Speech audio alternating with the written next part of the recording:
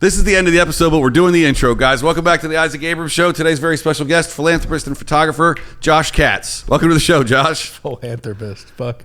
Thanks for having me. Hey, all right. I don't know what we're going to talk about, man, but I hope it's fun. Enjoy the episode, everybody.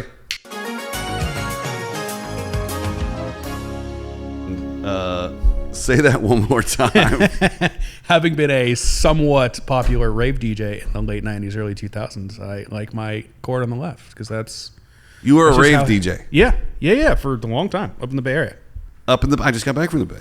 Yeah. I don't care for that. I'll do the intro later, guys. We got to get into this rave stuff. Josh Katz. Yep. Semi-popular rave DJ. For a moment. Nobody's going to remember me at this point. But what do they call raves now? I have no idea. Right. I have no idea. I just turned 40. Happy birthday. Thank you. And I'm fucking out of touch. Yeah. And that's, we can swear, totally. we can swear on your show, right? Fuck yeah, we can. Because I can't still. Here's the question. When we were growing up, yeah, it was a unsanctioned, unowned warehouse. Yep. We would just occupy it for the evening. They call that a renegade. Yeah. Super sketch. Yeah. Do they do that anymore? Or is it all festival stuff? Like everybody's legit now. Everybody has to have their permits. I heard rumors that there was some of that going on again, and then the ghost ship fire happened a few years ago in Oakland, and I think maybe not. But I don't know. I have no idea. I couldn't sit here and pretend. How would we know? It's what, 2022? I've been to a rave in 18 years or something. You know what I mean? Like I don't know what's going on. Something has to be happening somewhere. I'm sure. I hope so. I went to a drum and bass club on Cahuenga the other night. On Cahuenga. So fun. Yeah.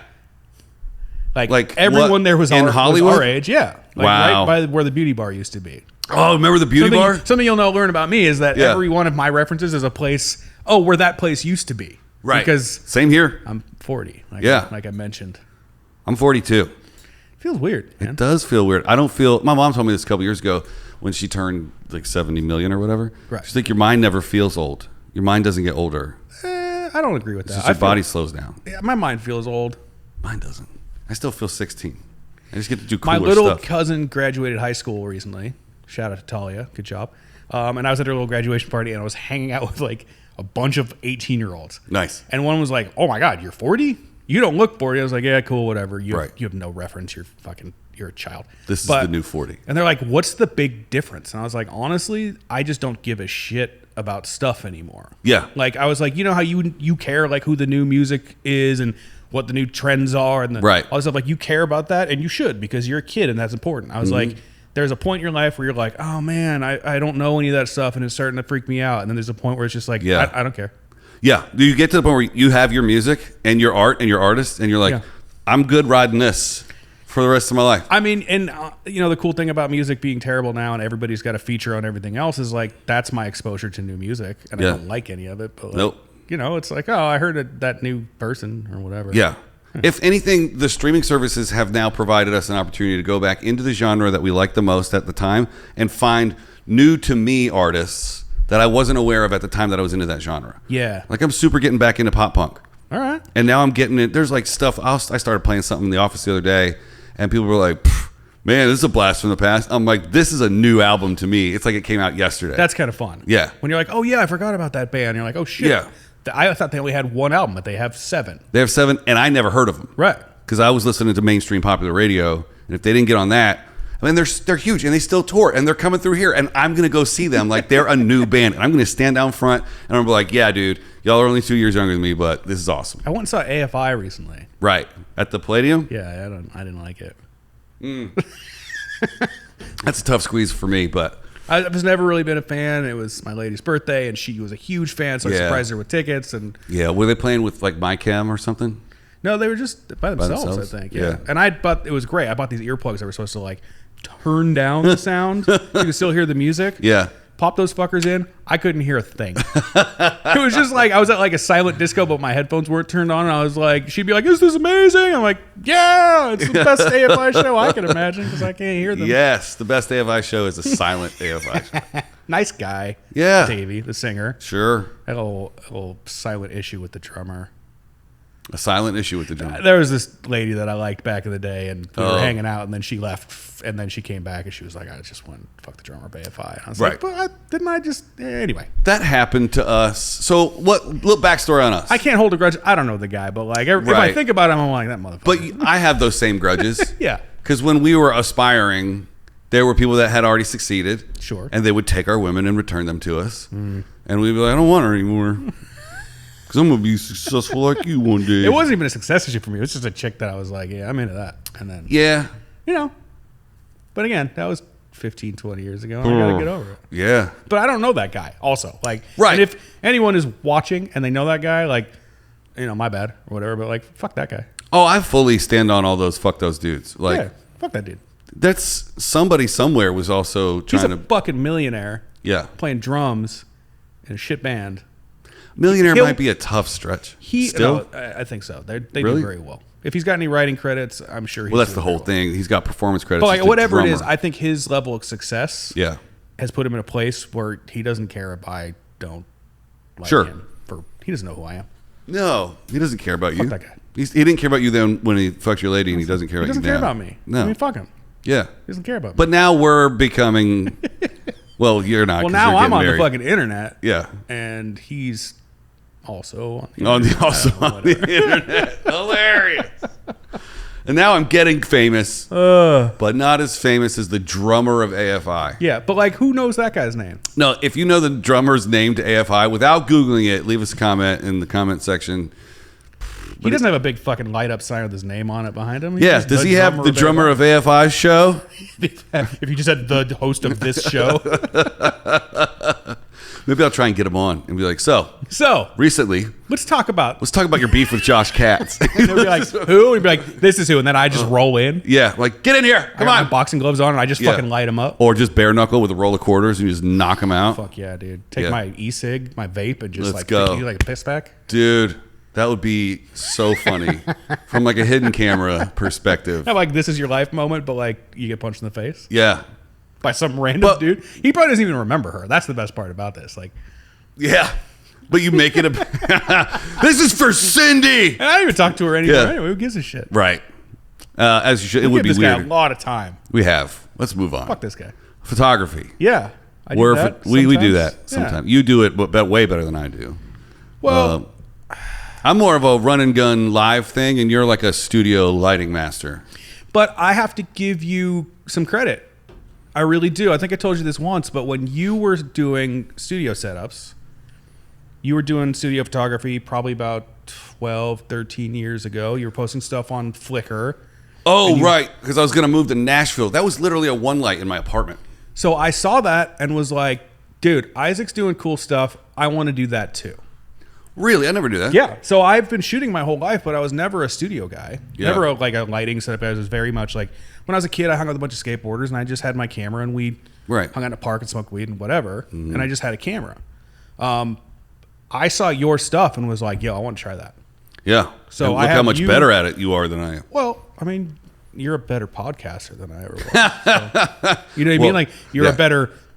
It's not a contest. AD, like you're good at things too. Thank you for the validation. But yes, had you not done that, I don't know if I would be doing what I do now. Wow. I mean, maybe I would. That's a huge compliment. Definitely inspired me to do what I'm doing. Thank you. Thank you. No, thank you. Thank you. No, thank you. How long can we do that? It's an hour and a half. Thank y'all. Isn't that there's a Marx Brothers bit? Yeah. Thank y'all. Yeah. No, thank y'all. That's funny. Oh man, that's good to hear, man. That's really good to hear. Yeah, because then that makes you think about like who are the other silent people out there that you're influencing, and who have you influenced, like the trickle down effect. I mean, I hope at least a few people. Sure. You know what I mean? Like, yeah. I mean, I'm mostly self-taught, so I really don't. I have this idea of like, if I've got knowledge in my head, I don't need it to live there. Like, no, I'm happy if anybody watching, anybody listening, is like, yo, I want to learn photography, or I have a question about photography, or I have anything other than business, because I can't help you there. I'm a terrible business person. Which is weird. You should be a good business guy. Yeah, I feel like it's going to get a little racial right now, and maybe a little bit. Yeah, you're a good tax guy. I'm not. I'm terrible. Oh no. But like, reach out to me. I'm on Instagram. You'll put a link or whatever. I don't know. Right here. Here? I just put it on the screen. Can I put one here? I'm not actually. I do that. It's a running joke that I put stuff on the screen and I never do it. So wherever links would go. Yeah. I don't even know where this show. This is on YouTube. It's on YouTube. Yeah. Okay, so in the description right here. Yep. Right here. Just like put my Instagram or my website or whatever, and like reach out to me and just ask me a question, and I'll do my best to answer it. Because I do that too. I don't like the idea of gatekeeping information because I'm not competing with anyone. Nope. What I do is what I do, and what you do is what you do. Right. And if you get a gig, rad. You're not stealing a gig from me. I'm not stealing a gig from you. There's plenty of work out there. Plenty to eat for everybody. Exactly. And I saw, so last Thursday I went and did a spot at a club in Huntington Beach, and there was a kid shooting comedy for his first time. Okay. And he was getting in his car, and I was like, hey, dude, what's your name? And I met him, and I was like, if you have any questions, here's my gram. Hit me up. I've been shooting comedy for a number of years. It's different. It's low light. It's different. You're going to try stuff in post. It's not going to really work. Right. You're going to bring gear that's not the right gear. Just whatever. And he sent me all the links from that show, and his stuff was better than mine. It was first time out. And I was like, these are fantastic. Well, maybe part of that was you give him some tips. Maybe he took it to heart. Or maybe he already knew it and he was just humoring you. Mm-hmm. Maybe he was just like, okay, old man. Well, yeah. I do that a lot. Like, I'll full on dive headfirst into mansplaining and just go like, I've assisted on photo shoots and like launched into being like, oh, you should do this, this, and this. And I had the photographer be like, don't. Thank you. Yeah. Like, thanks. Shut the fuck up. Right. Thank you. So backstory, when you assist on a photo shoot, there's like a first, and then there's like a bunch of other dudes, right? Yeah, first, second, and then whoever. And then there's your grips and we don't need it going. Well, for at least the photo shoots that I do, the galleries that I worked on for like HBO and Fox and all that stuff, the photo assistants do everything. They don't have any grips or electrics. They do. Yeah, they set everything. They set up. the lights up. They're essentially they are the grips. Right. So one time, this is probably too hot of a tea, but nobody's going to hear this. One time, Fox couldn't get any of the gallery shooters that they wanted, so they hired an on-set and gave him his first gallery. Okay. And he was well qualified. He should have gotten BTS guy just shooting whatever. He was on-set stills, but he was still 600. He was local, whatever. But the senior photo publicity producer made sure that she hired his 1 through 5. Okay. So she hired 5 firsts. And it's all so it's like everybody wants to decide the music. I prefer to not work with an assistant at all. Like if really? I just sometimes it's nice to have one. Yeah. But if I can do a shoot without one, I much prefer that. I like the initial setup. 5 firsts? That's 5 so many firsts. guys that think they know more than the photographer, which they probably did. They did. But like that's man. And it was at a certain point I was like, guys, I'll take 10 seconds before I take 100%. 100%. I want a bunch of guys like when I used to PA that are just like, what? Right. Yeah. I can do the bare minimum and I'm pick this up, move it over there. That's all I need. Yeah. I just want workers. Yeah. I don't want thinkers. But I would like one thinker. Anyway, when you have 5 first, I eventually had to shut them all down and go, guys, we're going to draw straws. Whoever gets the longest straw, you're the actual first for the rest of the day. Everybody else just shut the fuck up and listen to this one guy. And they were like, okay, I guess so. Yeah, you just hang out by that light and move it if you need to. Turn it down. Go up, go down. Anyway, that's the that's probably I like doing gallery when I can pull a PA from the production, and they're sort of my assistant. And the last gig I did, I had there was a PA who I'd worked with before, wonderful guy, Tony Lugo, shout out Tony.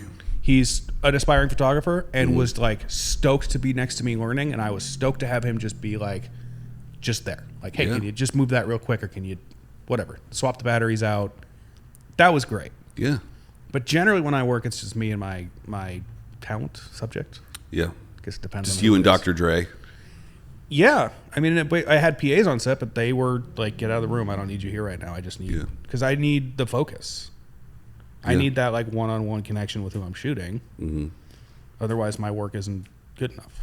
I miss that connection. Like for the docu-style stuff that I'm doing for comedians on tour, it's just like slice of life. And by the 4th night, every theater looks the same. Sure. All their performance stuff is going to look the same. So all the stage shots, like I got hundreds and hundreds of pictures of the client that I'm out on tour with right now. And it's just like every night is like, if I don't get something new backstage or on the bus that day, then the photography just all kind of rolls itself in. I was going to ask, are they willing by like the 3rd or 4th day to like, if you have your camera out and you're in the hotel room or you're backstage or on the bus, like to talk to you? Do they warm up to you enough that like you can have a camera out and get those moments, or are they just like, hey man, it's not showtime, I just want to be left alone? I guess it's probably on a per person basis. It is. So the person that I'm with right now is very interested in delivering daily social media cuts. Okay. So during the day when we're at lunch or messing around in a new city, we're trying to figure out a new TikTok that he hasn't done yet. Okay. And then at the show's the show, right? The show's going to always be like cuts for cuts, right? And then there's some people that you tour with, they're going to do crowd work for 10 minutes a night. And you better be rolling on 3 cameras on that because they want that the next day. They want to put that up because that crowd work's never going to be the same. Right. Where are you from? Cincinnati, blah, blah, blah. Oh, you fart weird, like whatever. And you want to cut that the next day. Cincinnati. Sorry for you. Yeah. We are in Cincinnati. Right. So shitty, whatever. Sorry for all of you. I guess. I've been to Cincinnati. Nice people. Yeah, no, I'm not shitting on this. Is the first city that just popped into my head, but it's different for everybody. So you don't know going in what your job is, and then the first week they're usually just like, I don't know how I'm going to use any of this, and you're like, well, let's talk about, and they don't really want to waste their time talking to the photographer.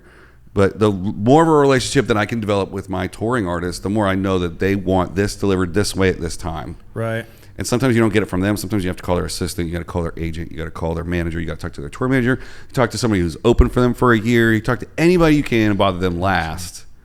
So that's why I like portrait sessions. Yeah. You're in, you're out.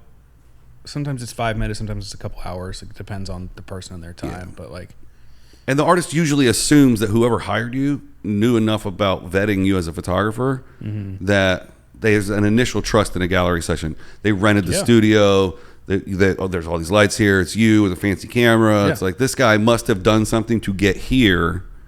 Yeah, on a gallery shoot, it's very much like you're here for a reason. I trust that. Like people stay in character. They do their thing. Yeah. Rarely do I have someone that's like, oh, I don't want to be here on a gallery shoot. I've definitely done pro gigs where it's like, why are you here? Like you don't want your photo taken. You don't want to be. That's why I don't do a lot of those gigs anymore anyway, where it's like, I don't need to try to shoot someone that doesn't want to be shot because it's going to be awful. Yeah, that's 100% the worst. Like if you're doing a gallery for a movie, it's like going to be their day off. TV's the worst. They'll just have gotten off of 8 months of shooting and they're about to go and do another movie, but they have one day off on a Sunday. Well, I always end up on set, like, or just slightly off set during a shooting day.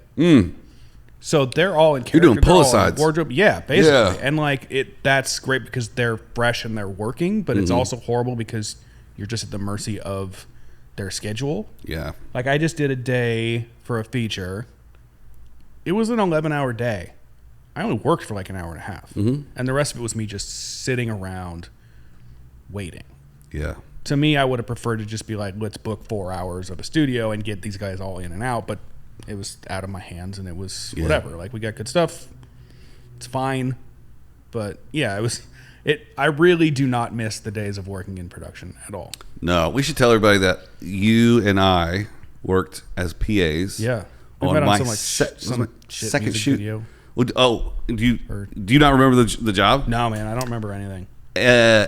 We were on the NBC lot before it was Universal. Okay. And we were working with what's his name from MTV, but he had a late show.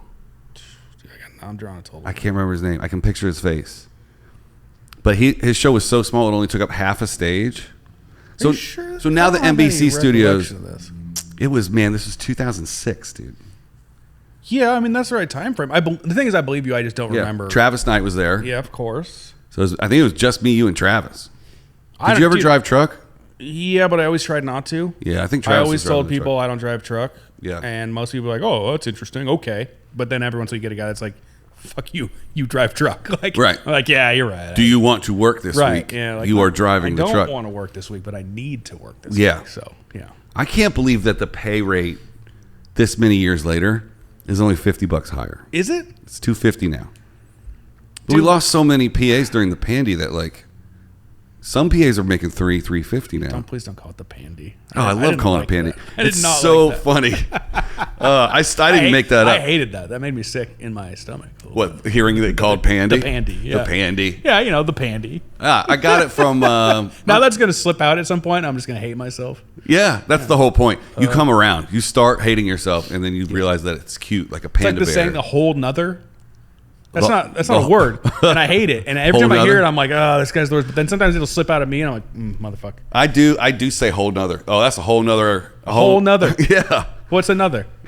Like the NOTHER. Yeah. That's a whole. It's different than another. It's a complete. It's a country phrase. Nother. Whole nother. Whole nother. Whole nother motherfucker. I sound like that guy you work with. Yeah.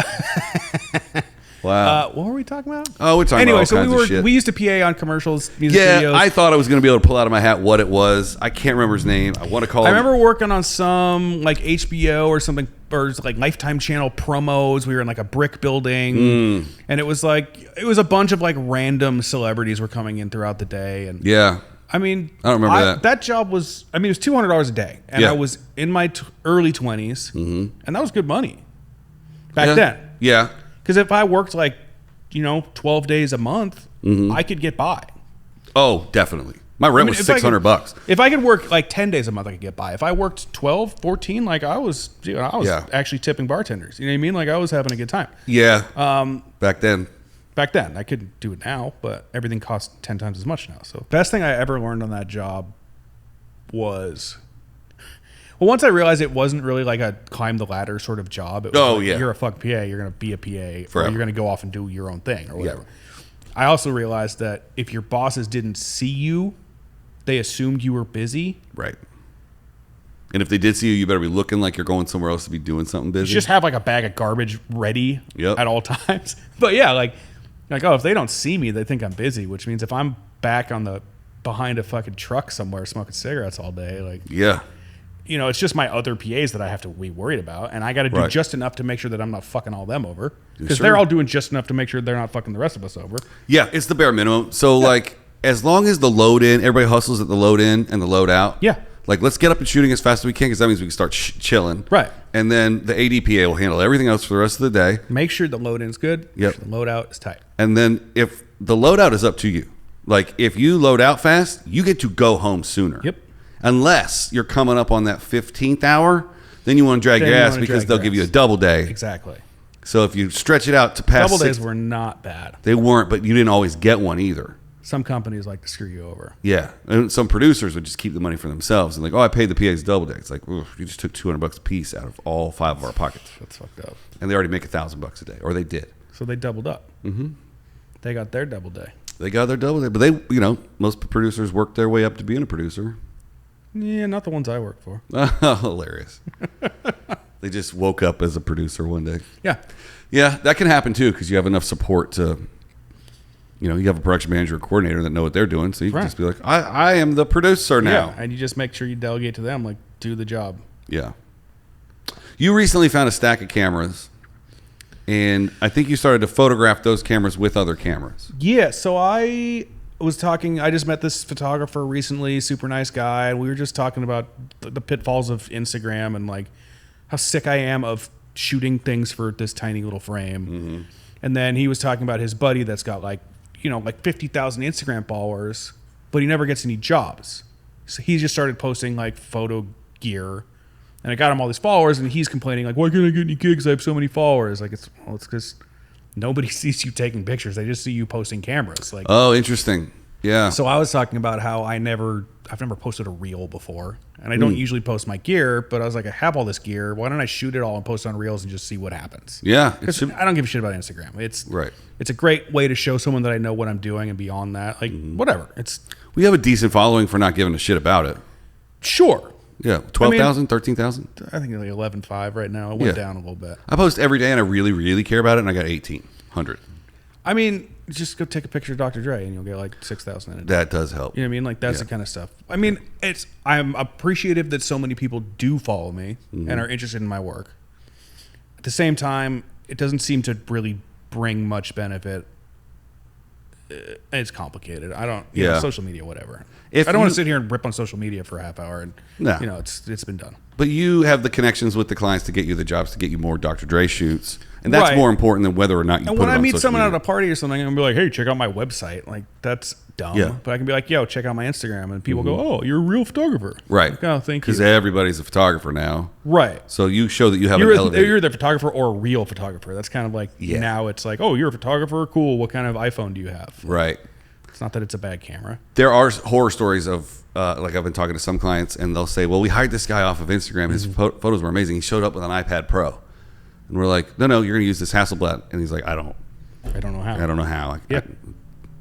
Even with all the guys to show you how to do it, it's like, no, still don't know. That guy shoots with an iPad Pro or whatever, which is fucking weird. It sure is weird to think. It's just not an ergonomic camera. It really isn't. But if you kit it out the right way, sure, it's still not an ergonomic camera. It's like you're holding a cereal box and like, yeah. I mean, the iPhone Pros, the 13 Pros, they're taking some fantastic imagery. They make great photos. But there are things that the iPhone will never be able to do. I mean, they're putting longer and shorter lenses on it, but there's nothing that beats like a 85 or 100 mil. Well, that and the compression on the sensor. The sensor's, that big. Like, there's only so much you can get with compression. Like, the quality does degrade at some point, and that's, But anyway, so I decided I'm going to start taking pictures of all my cameras. Yeah. And I kind of forgot how many I have. Really? Yeah, like I set up a little tabletop in my kitchen, and I was like, this isn't really going to work. I'm going to go set something up in my garage, and I spent a little while moving all the stuff out of the way and got a table down and a seamless. And it took me like 6 trips with like 3 backpacks on and camera cases and Pelican rollers and all this stuff. I have a problem. I have bought every camera I've ever wanted, and I don't sell them because one time I did sell a camera, and I was like, I haven't used it in years, I'll get rid of it. Sure. As soon as I did, I was like, fuck, I missed that camera. Like, right. That does one thing this way that these other 50 cameras don't. It was a Kiev 66, which is the Soviet-era Hasselblad knockoff. Mm-hmm. It's known as the Hasselblad ski. And it's a piece of shit, and it doesn't wind film right, and you get these weird double exposures, and it's crap. But like as soon as it was gone, I was like, oh man, I kind of miss the charm of that shitty old camera. Right, but knowing that it'll double expose, there's a reason that you would need to dig it out of the camera or out of the bag. You want I want to be surprised by what I get here. So not that it would be like the only camera I would bring on a job, but like it would be great to have it for. I don't know. I just wish I had it still. Yeah, but like not enough to go buy another one and whatever. Yeah. So yeah, I just started taking pictures of all of my gear, and it got a little intense. Have you put those out yet? No, not yet. I just started to catalog all this stuff today. I don't really know what to do. Like we talked about before, I'm not a video guy. Yeah. Are you shooting video of the cameras? No, but I was thinking about like since it's reels, like doing like I don't know some kind of like transitional stuff between like all the angles of the camera, and then like showing photos that I've taken with each camera, kind of as an example. But again, it's on this tiny little screen, and like reels are going to be my attention span is like. This, you know what I mean? Like, yeah, reels are going to be vertical, right? And then if you don't want to spend a lot of time editing, I have an app called Mojo. Okay, I paid $40 for it, and you load 15 pictures and a video in it, and it cuts it and puts a song on it, and it's done. So I'll use your phone when I got to make these. Yeah. I'll mail it to you. Let me get your Apple ID real quick so I can use your app. There's other free ones, but. It's as opposed to getting Premiere out and doing the whole timeline. And I was thinking about like going to like butkus.org, which is a great resource for old cameras, and like just like scrolling, or like Ken Rockwell and just like copying all of his information about the camera and then just having the automatic voiceover thing or whatever. Like, why not? I don't know. It's just kind of like, okay, here's all these cool cameras that I have. Like I have a lot of really rare, old, expensive cameras that are cool. Like I have this big thing where I really feel like each camera has its own sort of use, and I'm really big on ergonomics. If a camera doesn't feel right in my hand, I just don't want to use it. Oh, really? I had a Canon 5D Mark III forever, and I fucking hate it. Yeah. I hate that camera. I don't know why anybody likes them. Like, every knob and dial is in the wrong place, and all this stuff's done through, like, the menu. So if I'm shooting you and all of a sudden a setting's wrong, I have to be like, hold on, and then I have to sit there and flick through a menu for 5 minutes. Yep. And then whatever moment we had going, it's gone. It's out. I have that same problem. I just switched all my platforms over to Sony. Yeah. So I've got Blackmagics here in the studio, but they're just video. They sit here. They don't do anything. On the road, it's all Sony. Okay. And I have the... Sony picture quality is great. I don't like their cameras. It's great, but I have the converters, right? So I have tons of Canon glass. Mm-hmm. So now I have Sony converter EF now. Okay. So I can use my big old 70 to 200. The thing about the Sony digital cameras for me, at least the still cameras, like the A2 or what do they have? The big line they have out now is the A7 series. The okay, A7 so yeah, the Rs. A7, A7R, A7S, whatever the hell it is. Sony, it kind of seems to me like they were like, okay, let's take the way cameras have always been done and change it. Like it feels like all the knobs do the wrong thing and all the buttons do the wrong thing, and it drives me fucking crazy. Yeah, the big jump between the A7 III, no R or S, and the A7 IV, no R or S, is the 4 is a little bit bigger. It feels a little sturdier. Okay. And the buttons feel like they're close to being in the right place. Okay. But the lens release on the A7 III is between the handle grip and the barrel. Huh. When there's all this empty space over here. That's weird.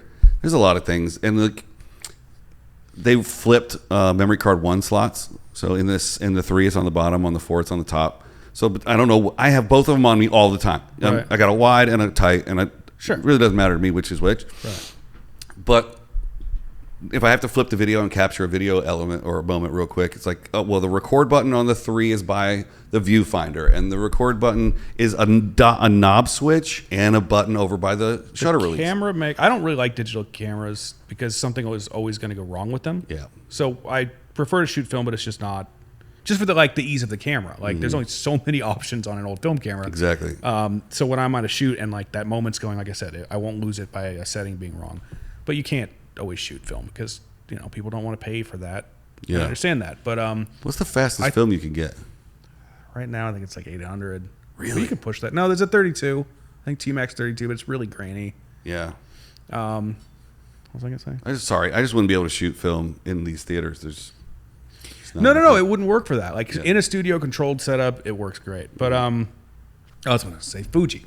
Fuji makes the best digital cameras, in my opinion, right now.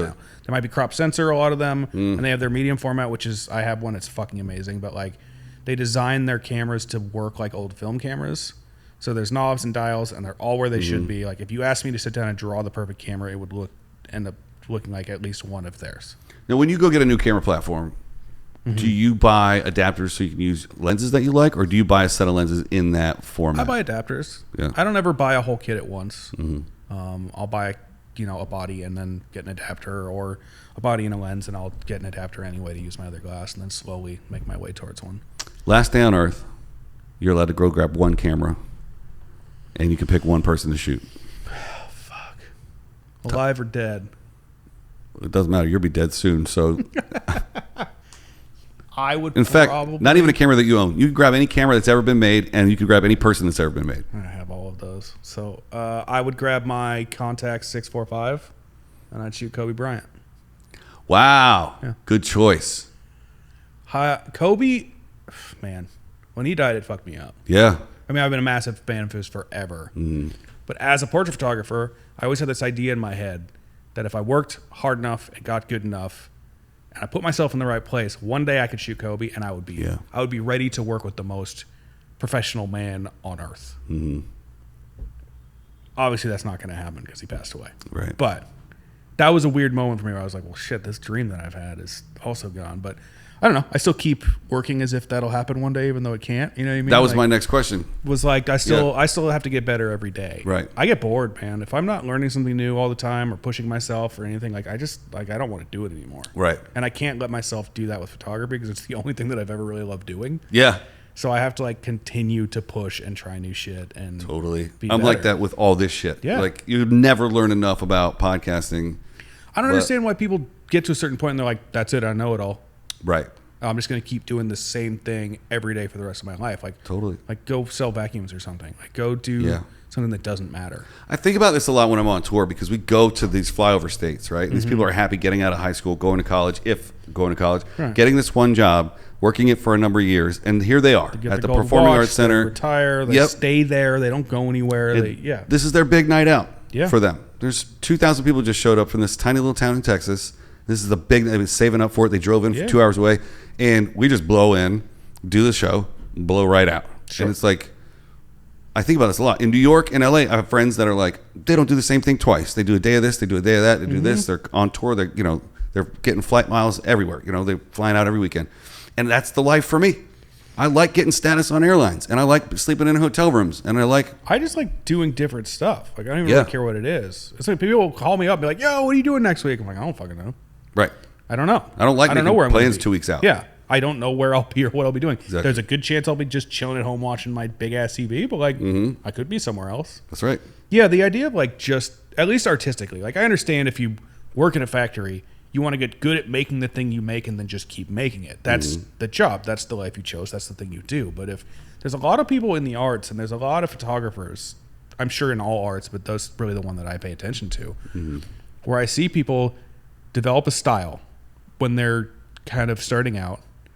And then if that style gets them some recognition, that's it for them. Right. And I'm like, dude, you tried all this stuff to get there, and then was it all just to get a thing so that people gave a shit who you were? Right. That happened to me. That's where the Instagram likes thing bothers me, where it's like I don't care about how many followers I have because that's not a mark of me as an artist. I'm my only critic. Like, I drive myself crazy. Oh, same here. And like I mentioned, I switched over to Sony, but that was last October. Before that, I had all Canon products, and I always shot in black and white because I could hide so much of that low light. Yeah, if you're in low light, black and white's the way to go. It is the way to go. Plus, the number one comedy dude, he was shooting in black and white. I always told people, well, I shot rock and roll in black and white, and everybody was like, oh, you're copying this dude. I was like, no. I was doing whatever, copy whatever. Fuck that. So, how many ways to shoot a guy on a stage are there? Well, there's plenty. There's a few. Yeah. But there aren't that many. But once you figure out that you don't have to shoot straight into the back wall, and you can start finding these off angles and how much of the crowd can you get into it. But that's not copying somebody. That's just taking advantage of the space that you're in. There's two options. There's color and there's black and white. Pretty much. And that one dude decided to do all black and white, and I started off in all black and white, and it opened 1,000 doors for me. But now that I've gone to color, I can't go back. Like, I want to make that color look good. I want to make the low lights and the highlights. I want to make definition in all of those. Well, you want to perfect the thing that you're doing right now. Yeah. And when you perfect that, you might go back. Maybe. Or you might never perfect that, and you'll always be like, who knows? But that's the journey of art, I think, for me, is that you can't be perfect at it. You're never going to be, at least to me, like, I'm never going to be good enough for me. Right. Like, some people tell me, like, oh, that's the best photo you've ever taken. I'm like, no, it's not. Nope. The best photo I've ever taken hasn't been taken yet. Yeah. And honestly, like, being like a celebrity photographer, like, the more famous the person is, the more people like the photo. Right. So I took that photo of Killer Mike recently. Wonderful guy. I love him. He's just like the best dude. Mm-hmm. And it was a okay photo, I think.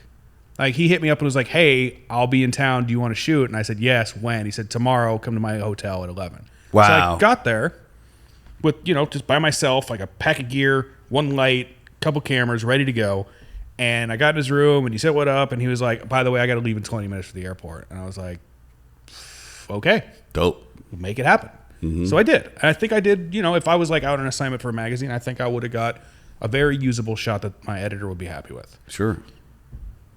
I'm not, and I even told him later, I was like, hey man, thank you, but like, can I get you back in the studio with more time, because I don't feel like he's like, yeah, I got you. Like, I'll be back. I just had a short time. It was really nice of him, but yeah, someone's like, oh man, it's the best photo you've ever taken. And he hit you up directly.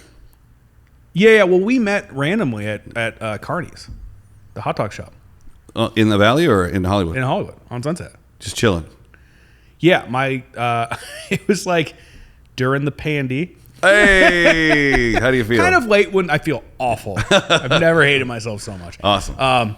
It was kind of late stage, but things were open and you could go places, but it was masks only. And my lady and I were just chilling, and she was like, I want a hot dog. I'm like, all right, let's go to Carney's. Yeah. So that's where you go. We get there, and she's a fucking huge Run the Jewels fan. Like, she's got the logo tattooed on her arm. Wow. And I hear this big booming voice.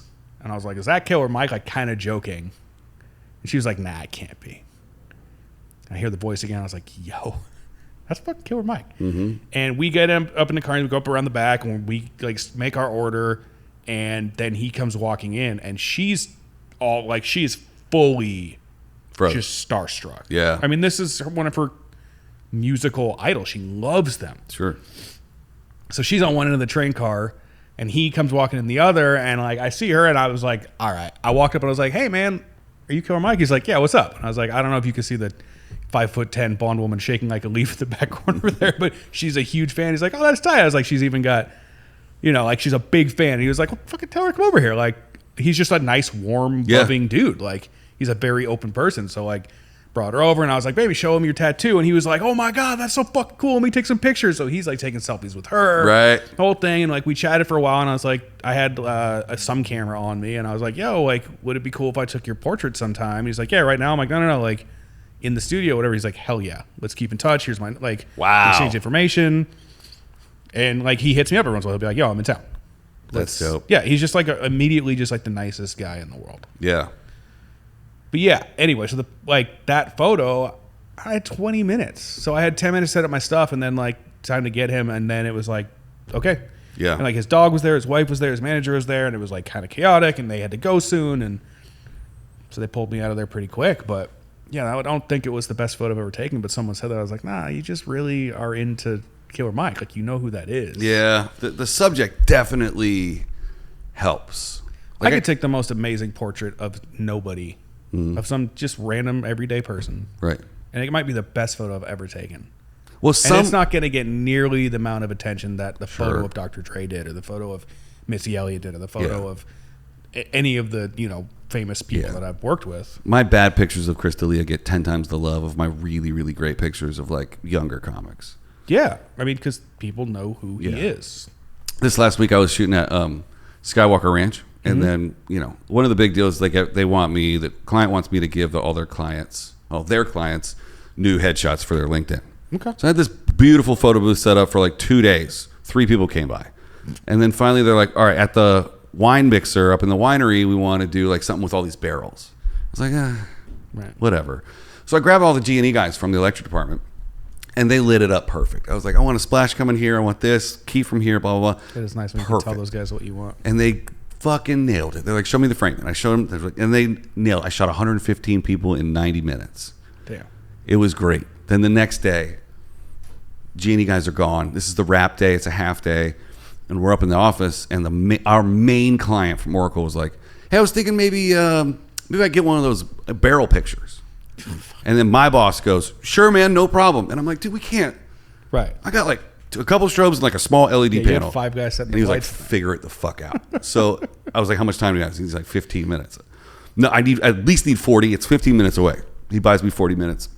We get up there. We slap some stuff up. I put a strobe in a corner, hoping it's just going to maybe do some stuff. Right. And it was close. Like, I'm going to have to do a little bit of work and a lot of color correction. Could you use some of the old shots as a plate shot to kind of wipe the background? Yeah, maybe not. That's possible. Maybe. But I don't want to, once the client guy was like told other people, there were 7 other people that wanted to get shot too. So it was like, I don't want to do that times 7. I might do it just for the main client guy and like really get him into the good plate. But do one if it's easy. I know a guy who works off of Fiverr that'll. I love Fiverr. Oh, Fiverr. That's Fiverr. That's Fiverr. Fiverr's the best. Oh my God! And the more you pay, the better you get. Like if you want to spend $10, you can get something that's worth $10. I started using a guy just to like clean up the floor because you set a seamless out and eventually it's fucking dirty. Yeah. And I don't want to sit there an hour per image cleaning up the floor. So I found a dude on Fiverr. He'll do it in like under an hour for $5, and he's amazing. Per picture. So I started having him per picture. So I started having him do like more stuff, and he's amazing at that. Now like I'm working with him off of Fiverr, and I'm just like whatever he asks me to pay him, I pay him double because I'm like, dude, you just did 12 photos for I need $60. his info. Like, I'll hook you up. Yeah. He's a really nice guy. He lives like Peru somewhere. Yeah. He's like $5 per image is more than enough for him, so I always throw him 10. I looked up the the US dollar to wherever this guy lives conversion rate, or maybe it was this guy. I'm not sure. It was the equivalent of us making $1,000 a day. See? But their gear is exponential, right? For them to buy a MacBook to work on this stuff, that's like us saving up $100,000. Right. It's like us buying a house, like a down payment for a house. Yeah. Yeah. So I'm like, dude, you should charge me more than $60 for this. So here's, and I even feel bad. I'm like, I'm only giving $120 for this, but it's twice what he asked for. And he's just like so appreciative of it. That's the one thing I'm learning as I'm like staffing out like stuff here in the office and the podcast studio and like some other things. It's like, if you ask someone what their rate is and they tell you their rate, believe them. Yeah. And that works both ways. I've actually hired multiple photographers to come here and shoot me, and I've paid them exactly what they asked for. I don't know if I would pay like someone. I wouldn't just pay anybody twice what they asked me. No. But it's so little, and he's so good, and he's so nice, and he's always like, "I'll get these to you by tomorrow, bro." And I'm like, "Right on. You could give them to me in a week. I don't give a shit." And it's like 2 hours later, he's like, "Oh, I figured I'd just do it now." I'm like, "Okay." Well, the result of that action for him is continued work and more money from you. Yeah. So I mean, I think it's a good relationship. Yeah. I don't feel like he's getting underpaid because that's what he charges. Well, I love the fact that Fiverr is tip based. Like you can, they'll ask you for whatever the rate is. They'll tell you how many days it takes to turn it around. And if they do it in less time, and you can tip them all you want. I love it. I think it's great. I mean, that's what you go on there and you charge that much for the work. Exactly. So I wonder if I would have fallen into doing Fiverr work in my early PA days if I had. I probably would have because I was a graphic designer then too. Sure. So I probably would have done like logos or whatever. Oh, you used to be into motion graphics. I did MoGraph for a while. Yeah. I did special effects stuff for some movies and shit for a little while. I've done it all, man. That's why I thought you shot video because you're so good at After Effects. Well, I was. I don't have any idea how that stuff works anymore. I recently was like, I want to do something on After Effects. And I like downloaded the new version and opened it up. I was like, fuck me. It's all different now. Yeah. I'm just not a video guy. Like once the camera starts moving, man, I've thought about actually taking like a city college cinematography class or something just to like. Why not? Yeah, I have no answer for that. I should just do it. Well, or you could just like take one of those. I think the Masterclass series is fantastic. Yeah. And I had a free login for Masterclass for a while. It was great. They were practically giving it away. At one point, it was $199 for 2 logins, unlimited for a year. Yeah, and that's my buddy John did that, and he was like, "Hey, do you want the other login?" I'm like, "Yeah, of course." Sure. Yeah, I can't figure out how David Lynch got to say. Exactly. Nothing. I can't figure out how they monetize those videos because budgetarily, I knew the AD that was running those, and she was like, "Yeah, they're like 4-day shoots." I'm like, okay, 4-day shoot, even at skeleton crews, but it's not. They're making them look really, really dope. Maybe they must have had VC funding or something. Like maybe they had to, right? Yeah. They had to have some money, but each episode had to cost. I mean, it's 10 hours of information, right? It has to cost at least a minimum of $200,000, but it's probably $300,000 to $400,000 for a 4-day shoot, plus post on all that. It's insane. I watched the Annie Leibovitz one. It was bad. Well, Annie's. I don't want to get started on her. Yeah, brilliant photographer. Just a bad person. Yeah. I've met a lot of her previous assistants, and they're like, I learned a lot. Yep. That's kind of all I'll say. Yep. That's all. Yeah. That's all I have to say about that. I mean, the work's undeniable. It's absolutely undeniable. Dude, she changed. She's one of those pivotal people. Sorry, I'm on like the perfect. I'm in the zone and like the right cocktail of pills and drugs today. I started a CBD regimen last night. Oh, nice. Full spectrum that has 1 milligram of THC. Okay, so you're just like right. And I took it last night, and I took half because drugs, right? This is what kids don't understand today. When we grew up, if someone gave you drugs, you took half. And you waited 30 to 45 minutes. Yep. And if you felt a little jiggly and you were fine, you could take the other half. Don't ever eat the whole thing at once. Dude, kids now are just like, what do you got? Although I used to know a guy, if you found a pill on the street and you're like, what is this? He'd be like, I'll tell you in 20 minutes. Didn't matter what it was. Right. I think he's dead now. Odds are pretty good. Yeah. Oh, no, he is dead. That's right. He overdosed. On a street pills. I mean, who knows? On something. Some people can look at the little number and be like, oh, that's Well, now oxy. they have apps that'll like tell you. Yeah. Yeah, back then it was just like, hey, I think his name was like Cody. Like, hey, Cody, what is this? But the bummer was if you found out what it was, it's because it was gone. It was too late. And you're like, I would have wanted that. Oh, yeah. Damn it. Should have split it. You should have taken half. That's right, Cody. Definitely should have taken half. Rest in peace, you old weirdo. So you moved up north for a little while after we were PAs together. Yeah. I moved up there for a year, and 11 years later I came back. Yeah. Can you say where it was? Yeah, I was in Sonoma County. Okay. Which is about an hour north of San Francisco. Got it. I first moved back for an apprenticeship at a tattoo shop because my buddy was the producer on... what was that? Miami Ink. Oh, right. For like the final couple seasons. Yeah. And that was when the economy crashed and I was PAing and all the guys I work with were like, you're not going to work for a year or two, man. Work it out. And I was talking to him one day and I was like, man, like I've always drawn. I like getting tattoos. Maybe, that's something I could look into. He's like, get an apprenticeship. I'm like, okay. Yeah. So I did. And then I talked to another buddy of mine who's a great tattoo artist. I'm covered in his stuff. And he was like, go get an apprenticeship. So I called every shop in LA and nobody would take me, or just wasn't taking anybody at the time. I went all over the Bay Area and I found a shop that was like, yeah, we'll take you. When can you start? And I was like, oh, I kind of move out of my place in LA and move up. So I went and lived on my buddy's couch and was apprenticing at this tattoo shop. 3 months later, it closed. Wow. So what does a tattoo apprentice do? Yada, yada. I mean, it's mostly bitch work. Yeah. But every once in a while, you're the shop bitch. You clean the shop. You scrub the tubes. You sanitize everything. It's like any other apprenticeship. Yeah. You do all the shit no one else wants to do. You do all the shit that no one wants to do. And then I worked for this guy who taught himself to tattoo in prison. So it was weird because like he'd never been an apprentice. He didn't really know how to have one. Right. And he really clearly didn't want one for a while, but he warmed up to me after a month or so. I was going to say a while, but it closed 3 months later. So yeah. And he'd be like, draw this, draw that. Okay, trace this, trace that, paint that, color that in. And then he like went to the store one day and got like some kind of a melon and was like, get your machines out. You're going to practice tattooing on this melon. And I remember there was one day where he called in sick and the boss told me, well, you got to be here anyway in case someone walks in and wants an appointment, you can book them. So I was just alone in this tattoo shop for like 8 hours. And after like 3 hours, I was like, dude, I'm so fucking bored. Nobody's coming in here.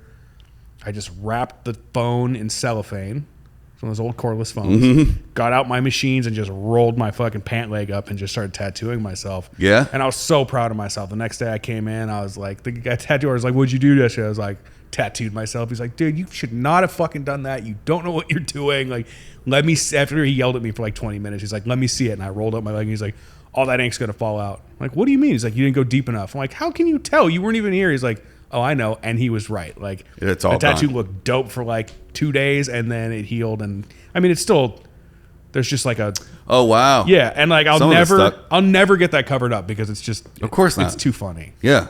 That's probably like the most memorable tattoo you got. It is. Yeah. Because you did it. Yeah. Who's your guy with the rest of the ink? They're mostly done by random people. Oh, gotcha. But my buddy Dave Parker here in LA, he's got a shop in Koreatown called The Queen's Head. I love him. I think he's one of the most versatile tattoo artists you'll ever meet.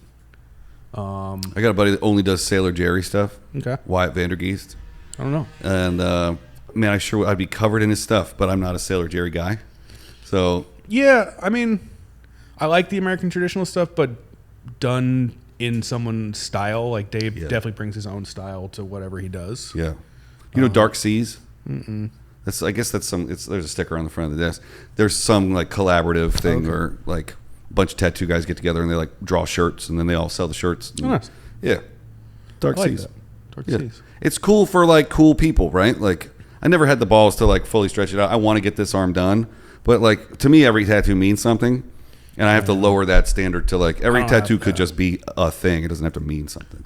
Most of my tattoos don't mean anything. I mean, I've got a couple like memorial tattoos for some friends that passed away, and other than that, like it's like, oh, I thought that looked cool. Nowadays, if I like, I'll make a tattoo appointment. Like, there's this woman Stevie Randall from I think she lives in Nevada somewhere. I love her. She's great, and she'll come do guest spots in LA, and I'll just book a session. And I have no plan, and I don't know what I'm getting. I don't know where I'm getting it. It doesn't matter because I know that she'll give me something rad. Yeah. So, yeah, I was talking to a buddy of mine recently. I was like, "Oh, I'm getting a tattoo." And he's like, "Oh, of what?" I'm like, "I don't know." What do you mean you don't know? Right. He's like, "Where are you gonna get it?" I'm like, "I don't know." Yeah, my friend Nick. It doesn't matter anymore. Yeah, my old producer on this show, Nick Pyatt, he moved to Baltimore. He would do the same thing. Like his favorite artist would be somewhere and be like, "Yo, I'm doing stamps for like $100," and he's got like teeny tiny little boop boop boop like all over him. I've been thinking about getting some little tiny guys. Yeah. I don't have anything like that. I think that's what I want to kind of collect. My first tattoo ever when I was 18 or 19 is this dragon that goes all the way up my arm. That's a big statement. Yeah, and like midway through, the guy's doing the work, and he's like, "Oh, so what other tattoos do you have?" I was like, "What do you mean? I don't have any." He just stopped. He's like, "Is this your first tattoo?" Like, yeah. He goes, "What the fuck is wrong with you?" Yeah, but it's that same idea of like taking half. Like I didn't take half. I was just. Give me the whole fucking thing. And he was like, he'd been tattooing for like 30 years. He's like, I've never done a first tattoo that's this big before, ever. Right. You're out of your mind. I was like, yeah. Was it one sitting? No, it was, the outline was one, the shading was a couple. And then a few years later, I actually got it redone because it fades in the sun over time. Sure. It had been 10 years. And I actually saw him and he was like, dude, he's like, come in, I'll just redo it for free. I can't have my work out there. Like, wow. I mean, I paid him, but sure. Yeah, he was like, I can't have my work out there in the street looking that bad. Yeah. That must have been a number of years later. It was. Yeah, it was about 10 years later, which is almost 10 years ago now. So it looks like it's holding up pretty good. Yeah. I've never had anything redone. Is it like less painful? No, it's the same. Same pain? I think as I get older, tattoos get more painful. And most people I talk to say the same thing. Yeah. Because like when your skin is thinner, it hurts more, and as you age, your skin gets a little thinner, and I think it just loses elasticity. And yeah, I'm also just becoming a baby as I get older. Like the healing process, I'm such a little bitch about it now, but I keep doing it. Yeah, must like it. I'm getting stupider as I get older too, I guess. Have you ever photographed tattoos? I mean, I've photographed people with tattoos, but not specifically like I'm going to take a picture of this one tattoo. No, never. Why? Oh, I just there's a photographer that runs in the comedy scene that also shoots for Inked magazine. Okay, that's cool. Just came up, just thought that'd be interesting. No, I would do that. I mean, that'd be fun, depending on Like I said, I don't like to do anything too many times, but that'd be kind of cool. Yeah, I think it ends up just being like we were talking about earlier. It's a picture, it's a portrait of a human. Yeah, and this human just happens to have ink. Right. So it's like people that are into tattoos are going to find that picture more appealing, especially if it's of a woman. Yeah. It's funny. I remember when I was a kid, there was being at some wedding, and I was probably like 12 or 13, and I was starting to like show interest in tattoos. And there was a relative of someone in the wedding, and he was covered head to toe. I remember my dad being like, "Check this guy out. Isn't that crazy?" And how like the Illustrated Man, it's not shocking at all anymore. Like like you go to the DMV and the guy's got like tattoos across his whole face. Like it's not. You see attorneys with neck tattoos, and priests. Yeah. Like there was a thing where you're actually more hireable in California if you have visible tattoos than if you don't. Really? Yeah, because it shows that you're willing to sit for hours in pain and like not make any money, you know what I mean? Like, or whatever it is. But like, yeah, it's just not that weird anymore. Yeah. And now it's actually kind of like it's a cool thing to not have any tattoos. You know what? You're totally right. And the process of which that I got these 3 was interesting. So it's like this one was like it's a state. It's the state of North Carolina. I'm not proud that I'm from there. I haven't lived there in 17 years. Whatever. You're a little proud of it. You've told me it a few times. I mean, back when I first got it, it was just like, yeah, I'm from North Carolina. And now it's just it's a parlor trick. It's just like, where are you from? I'm from North Carolina. Yeah, I'm pointing here. Shut up. Leave me alone. Yeah. But I mean, being I get transplanted, you're in LA, and like it's nice to rep the place you're from. I would imagine when you meet someone else from that place, yes, it's great. But to have it on you full time. But the story behind this one was that like I was coming up enough in my career that I never needed to get a desk job ever again. So I was like, I'm going to get a below the elbow tattoo to signify that I work for myself from now on. Yeah, that was my neck tattoo for sure. I got this at the tattoo shop, and I was like, I work at a tattoo shop. I'm apprenticing. Get a fucking neck tattoo. This is my life. Yeah. And it hasn't stopped me from getting any work, but there are times where I'm like, I kind of wish I didn't have a fucking skull with roses on my neck. Like, it's always a skull with roses on the neck. It's always a skull with roses. Yeah. And like, I mean, whatever. I don't really mind being a cliche. It doesn't matter. But I'm glad I don't have any like big tribal tattoos or like Japanese kanji. Fucking this close to tribal band once. I mean, it was a cool thing for a minute. You know what I mean? Like, and there's nothing wrong with it. I'm just glad I don't have it. Yeah. Because like I remember being a kid and being like, I want a Japanese kanji for whatever. Like, why did I want that? I want dragon wings on my back. Yeah. I mean, I've got some tattoos. I only have a couple tattoos that I'd rather not have. And I think I'm going to get them covered up. But yeah, I mean, you can always just draw over them, right? It's one of those things where it's like you made the commitment, so it's not worth regretting. Right. You just kill yourself with grief over regretting this thing that you can't do anything about other than get it laser removed or covered up. Like, right. Which are both options. Yeah. You know, and I'm like, I'm so embarrassed about it. Like, who cares? It's like I look at it like my teeth, right? Like I'm embarrassed about my teeth right now. But I also have the option to book an appointment and go get them fixed. Like I can go get. I get it. I can get them whitened and I can get them straightened. I have a gold tooth. Just because they were like, "Do you want white or gold for your crown?" I was like, "Gold's funnier." Yeah. So give me that, dude. Gold tooth in the bear, right there. Right there. Oh wow! Yeah. I'm about to get that same one pulled out. Yeah. If I keep it, I'll put a gold cap on it. Put a gold cap on it. Let's go. Who gives a shit? We're fancy. I gotta actually get one in the front like this bear. I had my friend's dad. He was a legendary industrial musician, kind of cult guy, very interesting dude. His teeth were all messed up. He had to start getting implants, and it was kind of like he was going to have to keep doing it. So he had all his teeth ripped out and replaced with platinum implants.